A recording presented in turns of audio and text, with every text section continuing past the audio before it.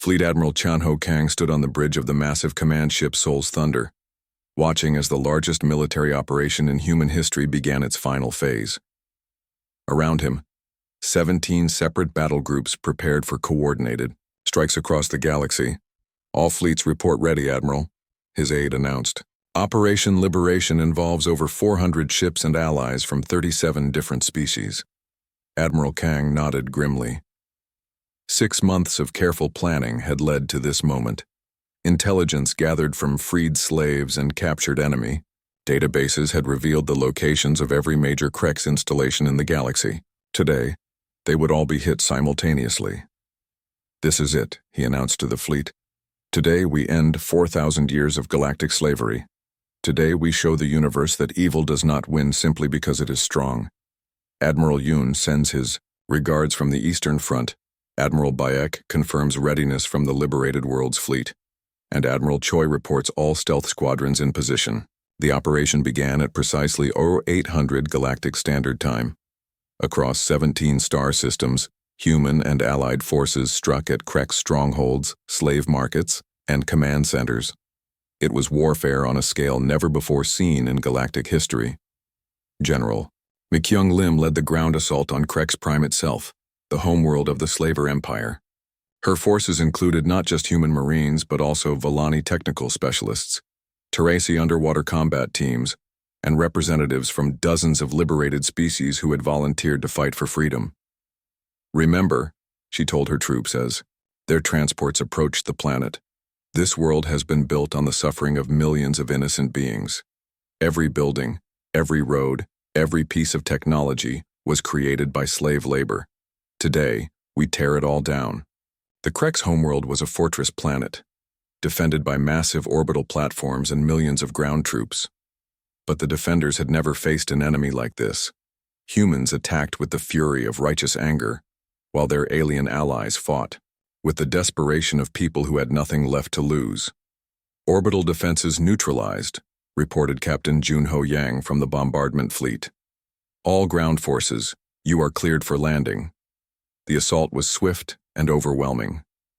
Human soldiers, enhanced by their evolution on a gravity-heavy death world, moved like lightning compared to the Krex defenders. Allied forces provided technical support, intelligence, and specialized skills that the humans alone could never have. "Managed. Sector 7 secured," reported Lieutenant Soo-Jin Park. "We have found slave quarters holding over 50,000 beings from 12 different species. They are in poor condition but alive." Sector 12 reporting, called Sergeant Woo-Jin Kim. "We have captured what appears to be the Krex High Command Center. 3 enemy leaders in custody." Within 12 hours, the planet that had been the center of galactic slavery for millennia was under human control. The Krex leadership, faced with the collapse of their empire, finally agreed to negotiate. Ambassador Bo Kyung Kim sat across from the Krex Supreme Commander in a temporary command post on Krex Prime. The alien was massive, nearly 3 meters, tall and covered in natural armor that had once made his species the terror of the galaxy. Now he cowered before a human female barely half his size. "You cannot do this," the Krex leader growled through the translation system. "We have ruled this galaxy for 4,000 years. We are the strong. You are just another prey species." Ambassador Kim looked at him with cold eyes. "Supreme Commander, Vexkar, your empire is finished. Your fleets are destroyed, your worlds are liberated, and your slaves are free. The only question now is whether your species survives this transition." "You would commit genocide?" the alien asked. "No, Ambassador," Kim replied firmly. "Unlike you, we do not destroy species simply because we can, but your people will face justice for their crimes, and they will never again be allowed to threaten the innocent." She activated a holographic display showing the scope of human operations across the galaxy. "As we speak, every Krex slave camp, every processing center, every ship carrying stolen people is being liberated. The age of galactic slavery is over." The negotiations continued for 3 days. In the end, the terms were non-negotiable. The Krex Empire would be dissolved. All slaves would be freed immediately. The Krex homeworld would be placed under permanent monitoring by human forces. Any attempt to resume slaving operations would result in the complete destruction of their species. You ask us to give up everything, Vexcar protested. You gave up everything the day you decided to build an empire on the suffering of innocents. Ambassador Kim replied, We are simply presenting you with the bill. 5 years later, Admiral Soonja Lee stood on the observation deck of Unity Station, the massive space structure that had become the capital of the Galactic Protection Alliance. Through the transparent walls, she could see ships from over 200 different species moving in organized patterns through space. The galaxy had changed beyond recognition. The predator species that had terrorized peaceful civilizations for millennia were either reformed, contained, or destroyed. In their place, a new order had emerged based on cooperation rather than conquest. Admiral, called Dr. Yun-Soo Park, approaching with a report in her hands. She had been promoted to head the Galactic Xenobiology Institute, an organization that studied the incredible diversity of intelligent life in the galaxy. Dr. Park, what does your latest report show? Admiral Lee asked. The numbers are remarkable, Admiral. We have confirmed contact with over 300 intelligent species. Of these, fewer than 20 ever developed significant military capabilities before joining the Alliance. The rest were exactly what we theorized. Gentle beings from peaceful worlds who never learned to fight. Dr. Park activated a holographic display showing the current state of the galaxy. Green markers indicated free worlds under Alliance protection. Blue markers showed rehabilitation centers where former predator species were learning to coexist peacefully with their neighbors. Red markers, thankfully few, showed systems still under investigation for possible slaving operations. What about the former slaves? Admiral Lee asked. That is perhaps the most remarkable part of this story, Dr. Park replied. Species that had been enslaved for centuries are rediscovering their cultures, their languages, their art. The Ari have rebuilt their homeworld and created flying cities more beautiful than anything we ever imagined. The Makari have used their engineering skills to build wonders that benefit everyone instead of serving slavers. Admiral Lee nodded with satisfaction. And the humans? How has this changed us? Dr. Park smiled. Admiral, humanity has become something we never expected. We went to the stars prepared to be conquerors or explorers. Instead, we became guardians. Every human child learns the history of the galactic liberation. Every human adult understands that our strength exists to protect those who cannot protect themselves. The Deathworld Compact? Admiral Lee asked. Signed by every member species and renewed annually. The agreement is simple. Any species that attempts to enslave, destroy, or systematically harm intelligent life will face the combined response of the Alliance. And at the center of that response will always be Earth. The two women stood in comfortable silence, watching the peaceful traffic of ships from hundreds of worlds. Traders, diplomats, students, and tourists moved freely through space that had once been the hunting ground of slavers. Doctor, Admiral Lee said eventually, do you think we made the right choice? When we first heard that alien distress call, we could have ignored it. We could have stayed hidden in our own solar system. Dr. Park considered the question carefully. Admiral, I think we made the only choice that humans could make. We heard someone crying for help in the darkness and we came running. That is who we are. That is who we have always been. She gestured toward the vast display of galactic civilization spreading out before them. Look what we created together. Not an empire built on fear and oppression, but a community built on mutual aid and protection. The gentle species provide knowledge, art, and wisdom. The former predator species are learning to use their strength for construction rather than destruction. And humans, we do what Earth taught us to do. We protect the family. Admiral Lee smiled at the term. In the 5 years since first contact, the family had become the common way humans referred to all the species under Alliance protection. It did not matter if they were 3-meter-tall crystalline beings from high-gravity worlds or tiny aquatic creatures from ocean planets. If they needed protection, they were family. Any new distress calls? Admiral Lee asked. 3 this week, Dr. Park replied. 1 from the Andromeda Galaxy. Apparently, word of the Alliance has spread even that far. A species called the Nethys is requesting assistance with what sounds like a predator invasion. Admiral Lee looked out at the stars, knowing that somewhere in the vast darkness innocent beings were suffering and calling for help, just as the Villani had called across impossible distances to reach Earth. "Prepare the expeditionary fleets," she said. "Earth has made a promise to the galaxy. As long as there are those who prey upon the innocent, there will be humans willing to stand in their way." Dr. Park nodded and headed off to begin preparations for humanity's next rescue mission. Admiral Lee remained on the observation deck watching. Intelligence Officer Hyun-Sik Ko stood in the captured Krex command center, surrounded by alien technology that told a story of horror spanning thousands of years. The databanks he had cracked contained records of systematic genocide on a scale that challenged the imagination. "Admiral," he called over the communication link to the human fleet, "you need to see this.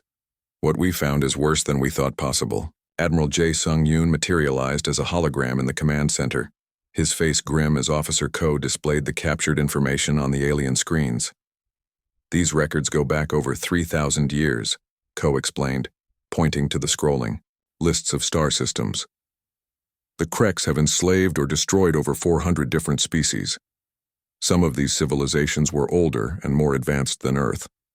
The Admiral studied the data with growing horror. Each entry represented an entire world of intelligent beings reduced to numbers in a slaver's database. "How many survivors?" "Unknown, sir. But based on these transportation records, millions of beings from dozens of species are still alive, scattered across Krex territory as slaves. They are used for mining, construction, manufacturing, and—" Ko's voice trailed off. "And what? Officer?" "Entertainment, sir. The records show that some species are kept alive purely for the amusement of their captors. The Krex appear to enjoy watching other intelligent beings suffer." Admiral Yoon closed his eyes for a moment, thinking of the gentle Villani they had rescued. Peaceful beings who had never harmed anyone, reduced to objects for the entertainment of sadistic slavers. "How large is the Krex Empire?" he asked. "Based on these star charts, they control or influence over 200 star systems. But Admiral, there is something else. The Krex are not the only predator species in the galaxy." The display changed to show a map of known space. Different colored regions marked the territories of various aggressive species. The Krex were just one of several groups that preyed on peaceful civilizations. "The galaxy appears to be divided between predators and prey," Ko continued. "Species like the Krex evolved on harsh worlds and became aggressive expansionists. Species like the Villani evolved on gentle worlds and became peaceful explorers.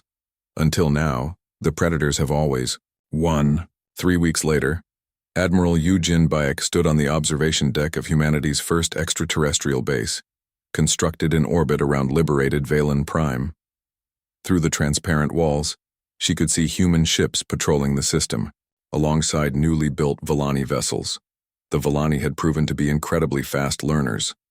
Given human defensive technology and tactical training, they had quickly organized their own defense forces. Their intelligence and technical skills combined with human military knowledge made them formidable allies. Admiral Baek called Elder Celerine the leading Villani representative. Her species had no real government, having never needed one in their peaceful society. But they had quickly adapted to the new reality of galactic warfare. "Elder," Admiral Baek replied, bowing slightly in the Villani manner. "What is the status of the refugee resettlement?" "Nearly complete. The survivors you rescued are recovering well, and we have established communication with Villani colonies in other systems. But Admiral, we have troubling news from the Terrasi." The Terrasi were another species that had been liberated by human forces 2 weeks earlier. They were aquatic beings whose homeworld had been under Krex occupation for 50 years. "What news?" Admiral Baek asked.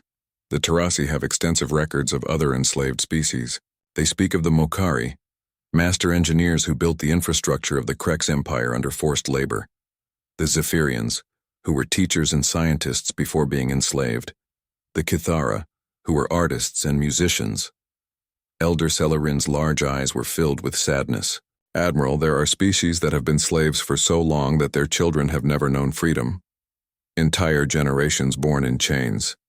Admiral Beck felt the familiar anger that all humans experienced when confronted with the scope of galactic slavery. Elder, I give you my word. No species will remain enslaved while Earth draws breath.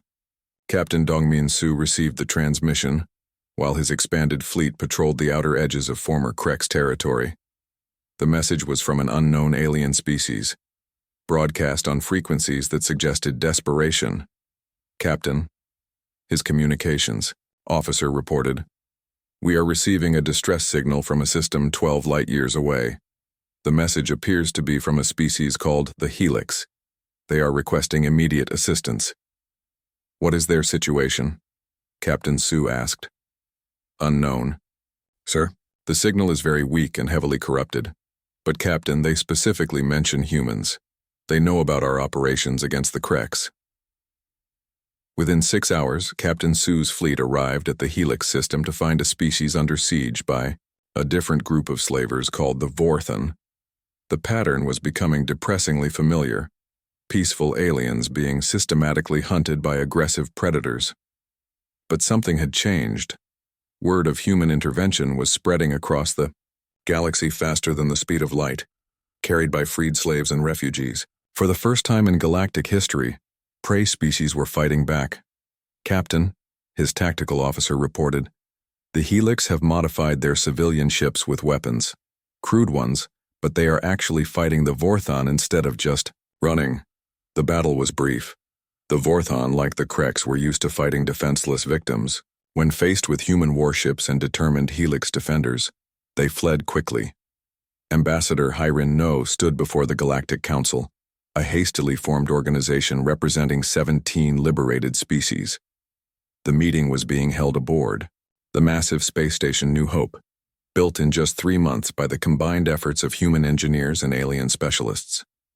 Friends, she began, using the translation network that now allowed dozens of species to communicate in real time. We gather today to form something that has never existed in galactic history, an alliance of free peoples dedicated to protecting the innocent. Around the circular table sat representatives of species that had been enemies, slaves, or strangers just months earlier. Now they were united by their common experience of liberation and their determination to prevent future enslavement. The Vellani representative spoke first. The humans have shown us that predators can be defeated. That slavery is not the natural order of the galaxy. We pledge our scientific knowledge to this alliance. The aquatic Teresi delegate followed. Our worlds will serve as safe harbors for refugees and liberated slaves. No being seeking freedom will be turned away. One by one, each species made their commitment. Engineers, scientists, artists, philosophers, and explorers, all offering their unique abilities to the cause of galactic freedom.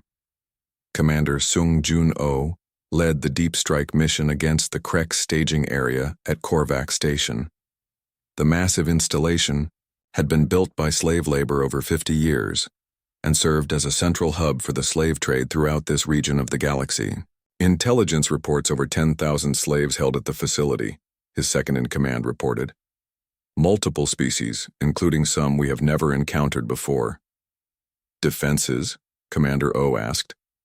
Heavy but standard Krex technology. They have learned to expect us, but they still do not understand how we fight. The attack came from 6 different directions simultaneously.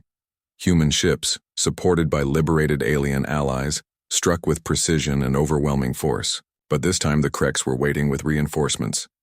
Sir, we have multiple enemy fleets converging on our position, the tactical officer reported. Over 300 Krex vessels, plus ships from 2 other slaver species. Commander O smiled grimly. Good. That means we are making them nervous. All ships execute Ghost Protocol. The human fleet scattered and disappeared from enemy sensors, using advanced stealth technology that Earth had developed for submarine warfare in the oceans. When they reappeared, it was behind enemy lines, striking at command ships and supply vessels. The battle raged for 18 hours, but the outcome was never in doubt. The slavers had numbers, but humans had something more important: the knowledge that they were fighting for the freedom of innocent beings. Korvac Station secured, Commander O reported. Over 12,000 slaves liberated, including representatives of 6 species we had not encountered before. Among the rescued were the Ari, a species of flying beings whose homeworld had been destroyed 3 centuries earlier. They had existed as slaves for so long that they had almost forgotten their own language and culture. "You are free," Dr. Min Seokang told them through the translation system. "You will never be slaves again." The eldest of the Ari, her wings, scarred from decades of harsh labor, looked at the human doctor with wonder. "Free," she whispered, testing the word as if it were foreign to her. I had forgotten what that word meant. As news of each victory spread, more species sent distress calls to the growing human fleet. Some were under active attack, others were hidden refugee populations trying to avoid slaver raids. All of them had heard the same message. Earth was coming to help. The galaxy was changing. For the first time in recorded history, the predators were afraid. They had discovered that there was an apex predator in the galaxy, and it was dedicated to protecting the prey they had hunted for so long. But the humans were learning too. They were discovering that the Battle of Velan Prime began with a single word from Admiral Jae Sung-yoon: fire. 67 human warships opened fire simultaneously. The vacuum of space lit up with energy beams, plasma bolts, and kinetic projectiles moving at significant fractions of light speed. The Kreks had never seen anything like it. Captain Beom Seok Choi commanded the destroyer squadron leading the attack. His 5 ships moved in perfect coordination, their targeting systems locked onto the Kreks orbital platforms that had been stripping resources from the Volani homeworld. "Targets acquired," his weapons officer reported. "Firing main batteries." The human destroyers unleashed concentrated firepower that had been designed to destroy heavily armored targets in Earth's solar system. The Kreks platforms, built for intimidation rather than defense, simply ceased to exist. "Direct hits on all targets," the weapons officer announced with satisfaction. "Platforms destroyed." But Captain Choi was not celebrating. His tactical display showed over 200 Krek ships moving to engage the human fleet. The aliens had numbers, but they were about to learn that quantity was not always better than quality. "All ships maintain formation," Captain Choi ordered. "Let them come to us." Aboard the command ship, Admiral Yoon watched the Kreks' response with professional interest. The enemy ships were moving in loose groups with no apparent coordination. Their approach was direct and predictable. "Admiral," called Tactical Officer Jin Woo Lee, "the Kreks are charging straight at us. No fancy maneuvers, no attempt at tactical coordination. They appear to be relying on overwhelming numbers." "That may have worked against the Volani," Admiral Yoon replied. "But they have never faced a species that evolved from predators. Navigator Cho, execute pattern Delta." The human fleet suddenly scattered, breaking formation and moving in seemingly random directions. But there was nothing random about it. Pattern Delta was a hunting formation, designed to surround and confuse prey before moving in for the kill.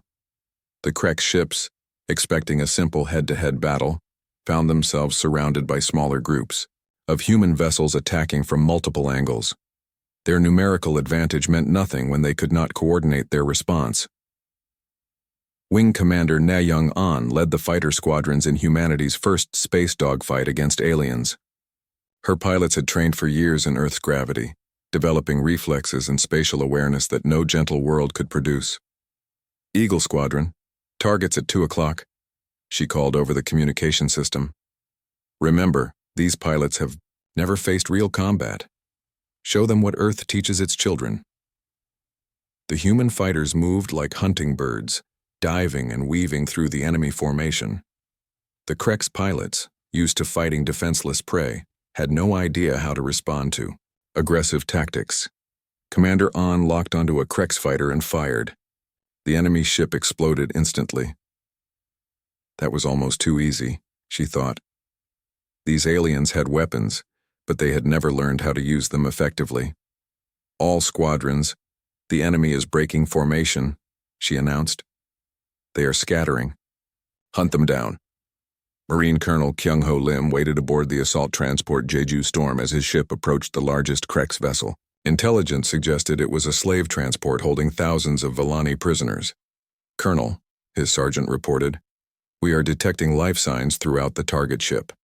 Most appear to be Villani civilians being held in cargo areas." "Rules of engagement?" asked Lieutenant Hwan-Soo Park, the newest member of the unit. "Save the innocent, kill the slavers," Colonel Lim replied simply. "The same as it has always been." The transport docked with the Krex ship and the Marines breached the hull. What they found inside shocked even these hardened warriors. The Krex were massive creatures, nearly 3 meters tall and heavily built, but they moved slowly and clumsily, as if the ship's gravity was too strong for them. The humans quickly realized that these aliens had evolved on a low-gravity world. Earth's harsh environment had made humans stronger and faster than their enemies had expected. "Contact front!" shouted Sergeant Min-Ho Ko as the first Krex soldiers appeared. The aliens carried crude energy weapons that looked dangerous, but moved like they were underwater. The human Marines, enhanced by a lifetime of fighting Earth's gravity, moved like lightning in comparison. Their weapons were more accurate, their tactics more aggressive, and their reflexes faster than anything the Krex had ever encountered. The battle through the ship's corridors was short and one-sided. The Krex had never faced enemies that fought back effectively. They were used to terrorizing civilians, not battling trained warriors. "Cargo bay secured," Colonel Lim reported. "We have found the prisoners." What the humans discovered in the cargo bay nearly drove them into a rage. Thousands of Villani civilians were crammed into tiny spaces, barely alive after months of captivity. Men, women, and children from a peaceful species that had never harmed anyone. Dr. Ji-Hai Song, the fleet's xenobiologist, had come aboard to make first contact with the rescued aliens. What she saw broke her heart. The Villani were indeed similar to Earth's deer, but intelligent and graceful. They were thin and malnourished, their large eyes filled with terror and confusion. When they saw the humans approaching, they cowered, in fear. "It is all right," Dr. Song said gently, using the translation software they had developed from the Villani distress signals. "We are here to help you. We heard your call across the stars." The nearest Villani, an elderly female, looked up at the human doctor with disbelief. "You came?" she whispered in her own language. "Someone actually came?" "Yes," Dr. Song replied, feeling tears in her eyes. "Earth heard your call for help. We came as fast as we could." The Villani elder struggled to stand, her legs weak from months of captivity. "You are warriors," she said, looking at the armed humans around her. "But you came to help strangers. Why?" Dr. Song thought about how to answer. How could she explain that humans had crossed impossible distances just because someone needed help? That Earth's children could not ignore the cries of the innocent? Because it was the right thing to do, she said simply. Meanwhile, the space battle continued to rage around Velan Prime. The human fleet was systematically destroying every Krex ship they encountered. Admiral Yoon watched the tactical display with grim satisfaction as enemy contacts disappeared from the screen. "Admiral," reported Captain Mi-Young Lim from the dreadnought Incheon's Fury, "we have eliminated 70% of the enemy fleet. The remaining ships are attempting to retreat." "Let them go," Admiral Yoon ordered, "but not before they receive a message." He opened a communication channel to the fleeing Krex ships. The translation software converted his words into their language. "Attention, Krex forces. You have committed crimes against intelligent life. You have enslaved peaceful beings and destroyed their worlds. Today you have learned that you are no longer the strongest predators in this galaxy." He paused, watching, as more Krex ships fled the system. "We are humans from Earth. We are the species that will hunt you down wherever you hide. We are the species that will free every slave you have taken and punish every crime you have committed. Run back to your masters and tell them, Earth is watching, Earth is coming, and Earth will not stop until every chain is broken and every slaver is brought to justice." The battle was over in less than 6 hours. The mighty Krex fleet, which had terrorized peaceful species for centuries, had been destroyed by a human force one-third its size. The survivors fled in panic, carrying word of Earth's intervention to the rest of their empire. But Admiral Yoon knew this was just the beginning. The rescued Villani had told Dr. Song about other enslaved species, other worlds under attack. The Eye. Kreks were not just raiders, they were part of a vast empire built on slavery and genocide. Admiral, Dr. Song reported from the medical bay where she was treating rescued Villani. They are telling us about dozens of other species that have been enslaved. The Kreks have been doing this for thousands of years.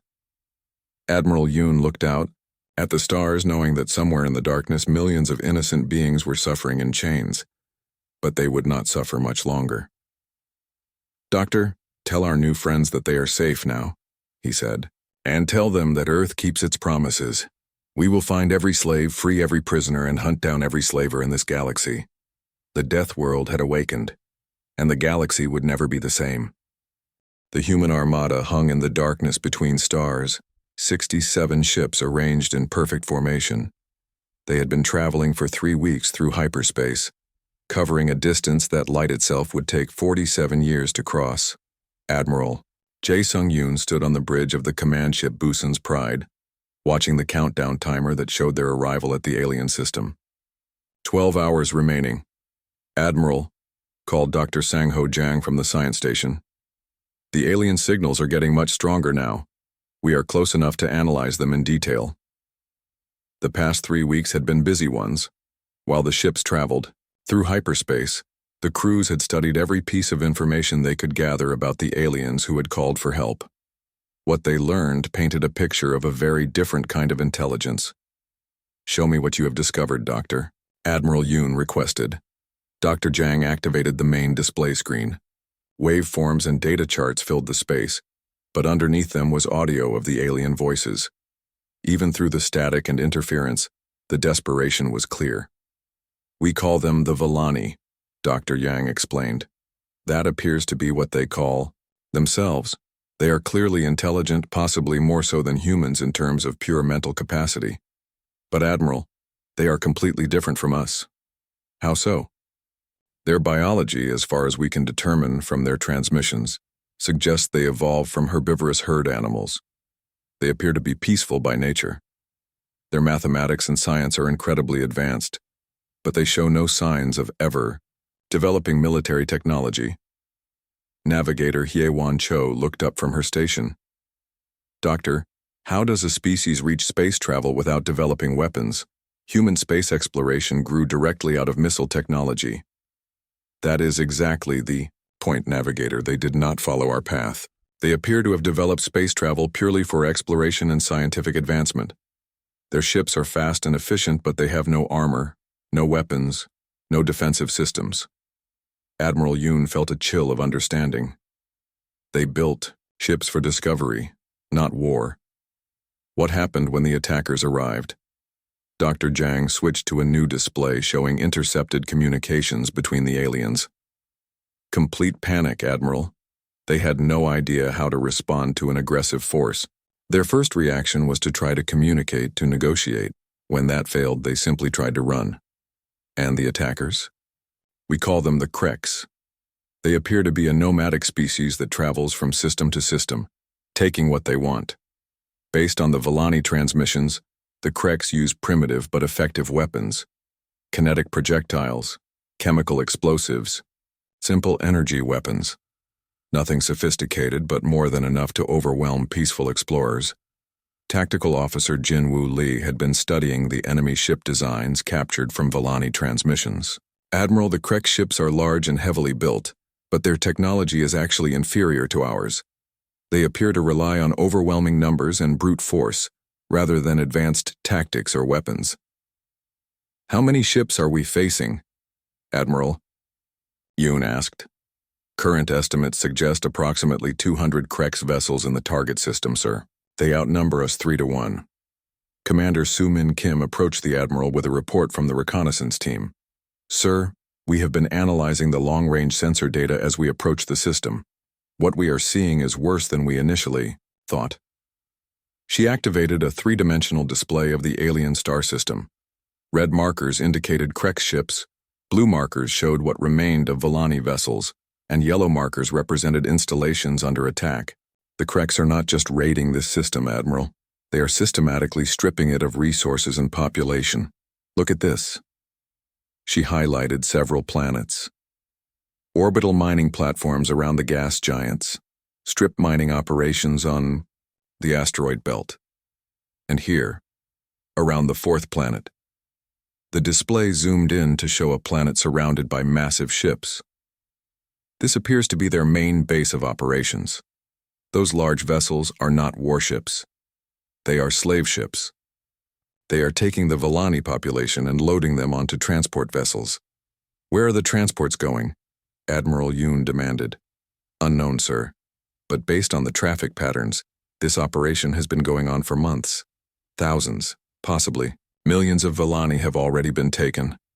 The bridge fell silent as the implications sank in. This was not a simple raid or invasion. This was systematic enslavement and genocide on an unimaginable scale. Admiral, Dr. Jang said quietly, there is something else. The Volani signals contain references to other species, other worlds. The Kreks have done this before, many times. How many worlds? Admiral Yoon asked, though he dreaded the answer. We estimate at least 40 different species have been mentioned in the Volani transmissions. Sir, this may be how the Kreks operate. They travel from system to system, enslaving entire civilizations.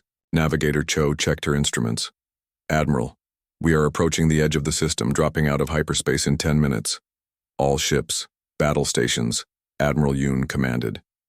The order was relayed throughout the fleet. 67 human warships prepared for humanity's first battle against aliens. Captain Mi Young Lim's voice crackled over the communication system from the dreadnought Inchin's Fury. Admiral, my weapons crews are ready. But sir, we are about to engage in combat with a species we have never encountered. We have no idea how they will react to us. Captain, we know exactly how they will react, Admiral Yoon replied. They will try to enslave or destroy us just like they did to the Volani. The difference is that we are not peaceful herbivores from a gentle world. We are humans from Earth, and Earth has taught us how to fight. The fleet dropped out of hyperspace at the edge of the alien system. Immediately, every sensor lit up with contacts. The system was full of ships, stations, and industrial operations on a massive scale.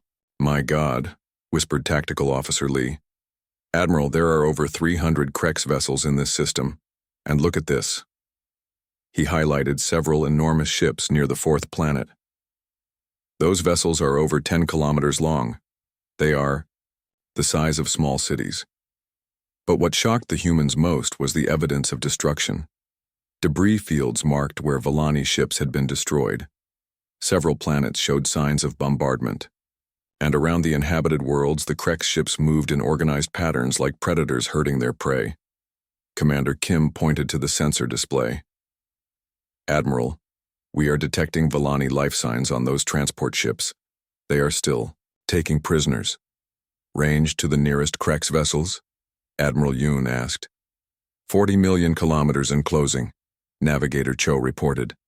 They have detected our arrival. Kreks ships are moving to intercept. Dr. Jang looked up from his station with amazement. Admiral, we are receiving transmissions from the Kreks. They are trying to communicate with us. What are they saying? It appears to be a standard demand for surrender. They want us to power down our weapons and prepare to be boarded. Sir, they think we are just another species to be enslaved. Admiral Yoon looked around at his crew.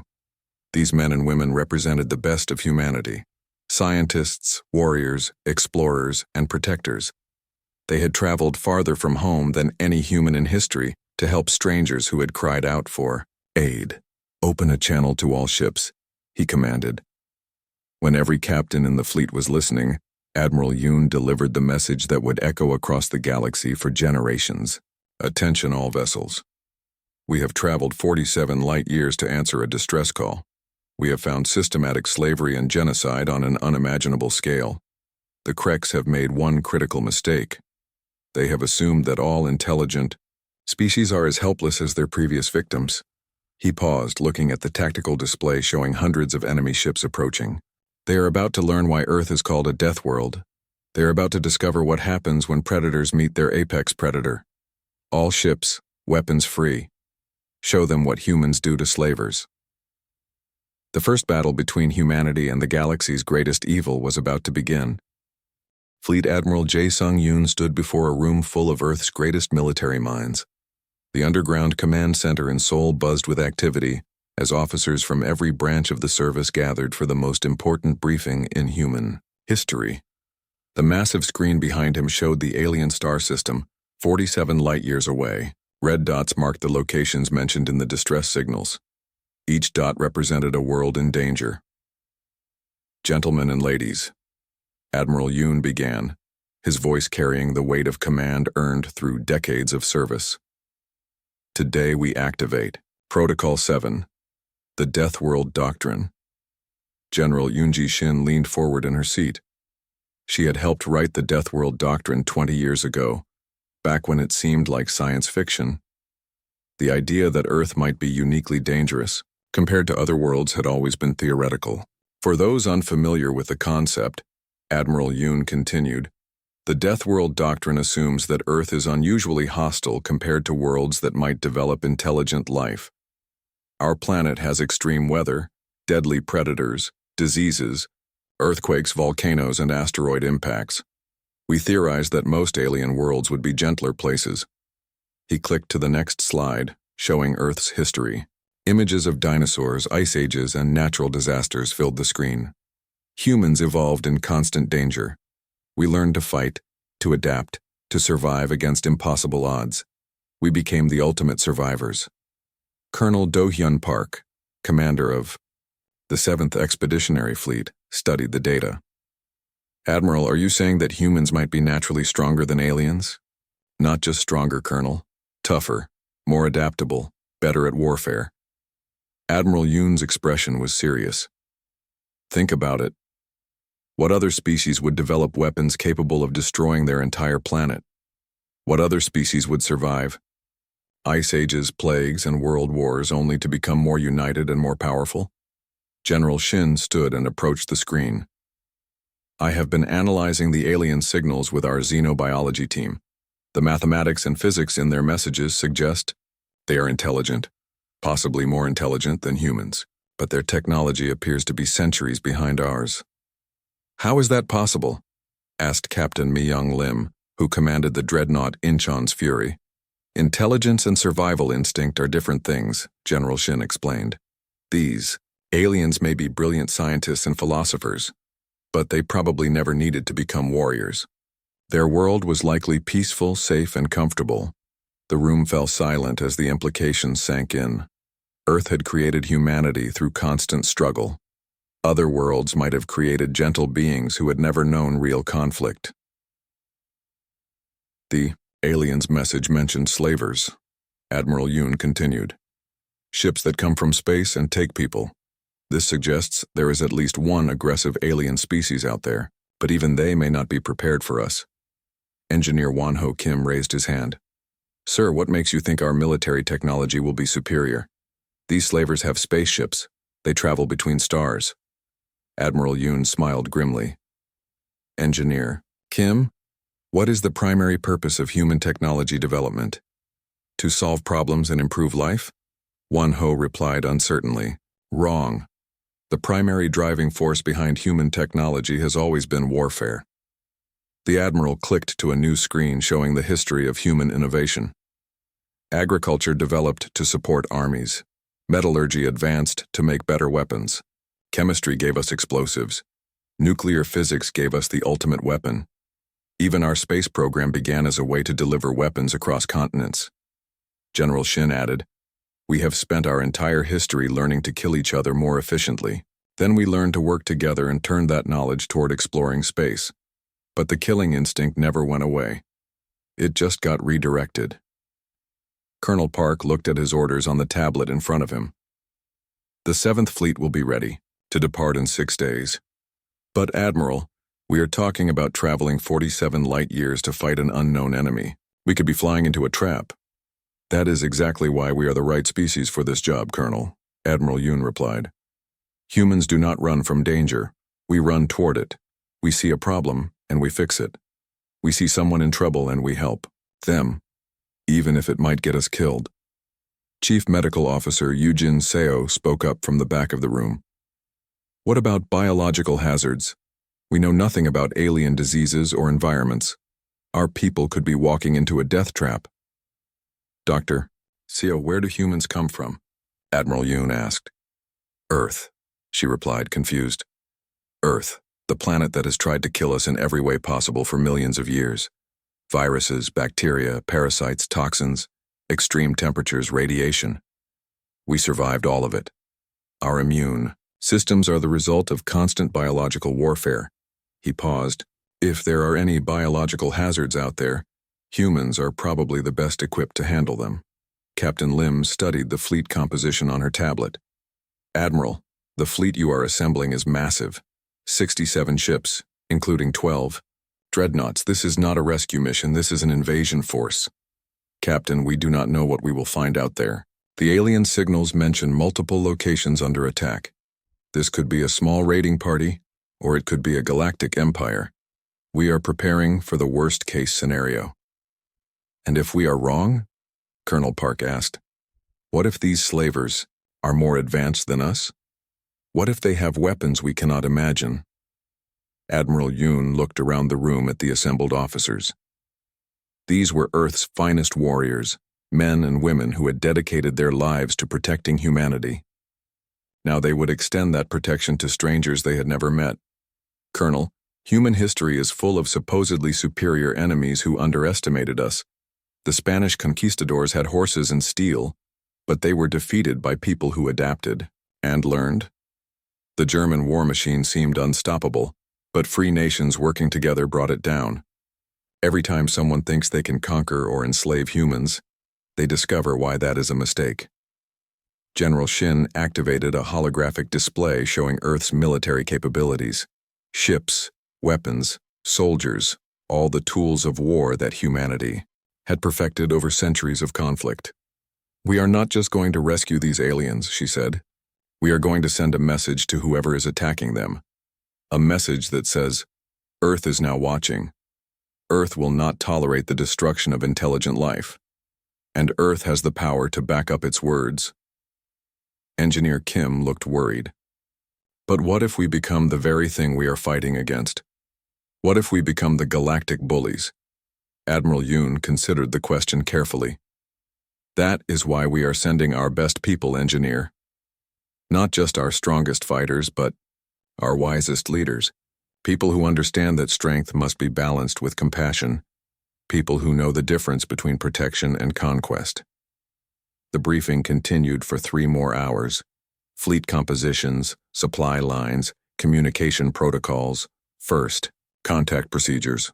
Every detail was planned and rehearsed, but underneath all the technical discussion was a deeper truth. Humanity was about to step onto the galactic stage for the first time. Not as explorers or diplomats, but as warriors coming to the aid of the helpless. They would either be remembered as the saviors who protected the innocent, or as another species that used their power to dominate others. One final thought, Admiral Yoon said as the meeting ended. We have been alone in the universe for our entire history. We have had no one to rely on except ourselves. We learned to be strong because we had to be. Now we discover that we are not alone. And the first aliens we meet are victims who need that strength. He looked at each officer in turn. Perhaps this was always our destiny. Not to conquer the galaxy, but to protect it. Not to be feared, but to be the guardians that others can rely on when the darkness comes for them. The room emptied as officers hurried to their ships and commands. In 6 days, the largest military force in human history would launch into the unknown. They would travel farther from Earth than any human had ever gone, to fight enemies they had never seen, to save people they had never met. It was exactly the kind of impossible mission that humans specialized in. Captain Daeho Kim stared at the massive screen in front of him. The deep space station orbited Europa, Jupiter's ice-covered moon. For 3 years, He had been listening to the sounds of empty space, radio waves, cosmic radiation, and the occasional signal from Earth ships, nothing more. Today was different. Hannah Park sat at her workstation, headphones pressed tight against her ears. She was the best communications officer in the fleet. Her fingers danced across the controls as strange sounds filled the room. "Captain," she called out, her voice shaking. "You need to hear this." Deho walked over to her station. The sound was unlike anything he had ever heard. It was not random noise from space. This had a pattern, a purpose. "How long has this been coming in?" he asked. "Started about an hour ago," Hannah replied. "It repeats every 6 hours and 47 minutes. The signal is getting stronger each time." Dr. Tae-Min Lee rushed into the control room. He was their language expert, the man who studied how different people communicated. His eyes were wide, with excitement and fear. "I have been working on this signal," he said, breathing hard. "Captain, this is not from humans. This is not from Earth." The room fell silent. Everyone stopped what they were doing. In the year 2387, humans had spread across the solar system. They had colonies on Mars, mining stations on asteroids, and research bases on the moons of Jupiter and Saturn. But they had never found anyone else. They were alone in the universe. Until now. "Show me what you have," Deho ordered. Tae-Min connected his computer to the main screen. Numbers appeared, followed by star maps and strange symbols. "The signal contains mathematical sequences," he explained. "Basic math that any intelligent species would understand. 1 + 1 = 2. The square root of 4 is 2. Simple things." He clicked to the next screen. "But there is more. These look like star charts, maps showing the position of stars. And this..." He paused, pointing to a section of the screen. "This looks like coordinates, a location in space." Hannah enhanced the audio and played it again. Through the static and interference, they could hear something that sounded almost like a voice. Desperate. Pleading. "I have been trying to decode this part," Tae-Min continued. "It uses fragments of the Universal Translation Protocol. That is, the standard we created for talking to aliens if we ever found them. Somehow they learned pieces of it." "What does it say?" Deho asked. Tae-Min looked uncomfortable. "The words are broken, corrupted, but I can make out fragments. Words like dying and help and children. There is something about slavers, and the phrase 'anyone listening' appears several times." The captain felt a chill run down his spine. He had served in the Earth Defense Force for 20 years. He had fought pirates and rebels. He had seen war and death. But this was different. This was someone crying out across the empty darkness of space, begging for help. "Where is the signal coming from?" he asked. Hannah worked her magic on the computers. 47 light-years away," she said. "A star system we catalogued as uninhabited. No radio signals, no signs of technology." "Until now," Deho said quietly. He activated the emergency communication system. The message would take 40 minutes to reach Earth, traveling at the speed of light. Admiral So-Young Choi would need to know about this immediately. While they waited for a response, Tae-Min continued working on the translation. Each repetition of the signal revealed more details. The message was not just a cry for help. It contained technical information about the aliens' location, their planet, and what was happening to them. "Captain," Tae-Min said, his voice barely above a whisper, "I think I understand more of the message now. They are talking about ships, big ships that came from space. These ships took their people. They took their children." "Took them where?" Deho asked. "I do not know, but the message keeps repeating coordinates for different locations, many locations, as if this is happening to more than just one planet." 8 hours later, Admiral So-Young Choi appeared on the main screen. Her face was serious, her military bearing evident even through the video link. Behind her, Deho could see the busy command center of Earth's most powerful space fleet. "Captain Kim," she began, "we have reviewed your report. The signal has been confirmed by 3 other listening posts. This is not a mistake or a malfunction." She paused, looking at papers off screen. The Council of Earth has been in emergency session for 6 hours. We face a decision that will change everything. We are not alone in the universe, and somewhere out there, people are dying. What are your orders, Admiral? Deho asked. Continue. Monitoring the signal. Record everything. Try to learn as much as you can about these aliens and what is happening to them. Her expression grew darker. We are preparing a response. The largest fleet in human history is being assembled. A military response? Deho asked. The message mentions slavers, Captain. Ships that come from space and take people.